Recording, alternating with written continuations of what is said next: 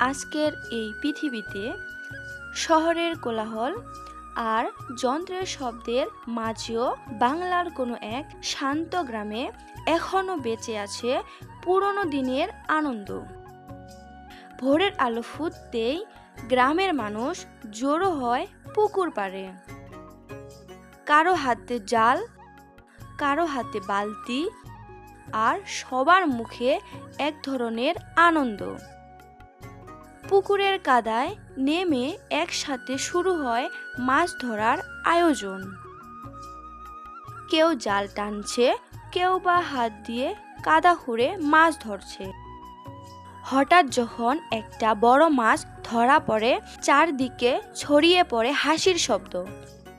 শিশুরা দৌড়ে আসে, বড়রা আনন্দে চিৎকার করে ওঠে।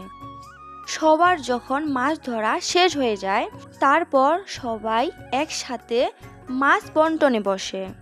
সবার প্রাপ্ত মাছ বুঝে নিয়ে হাসি মুখে বাড়ি চলে যায়। গ্রাম বাংলার এই ছোট ছোট মুহূর্তগুলোই আমাদের শিকড়ের গল্প বলে। এই গল্পে লুকিয়ে আছে বাংলার প্রকৃতি, মানুষের ভালোবাসা আর সরল জীবনের সত্যিকারের সুখ। যারা যারা আমাদের ভিডিওগুলো দেখছেন, আরও নতুন নতুন ভিডিও পেতে আমাদের চ্যানেল সাবস্ক্রাইব করুন।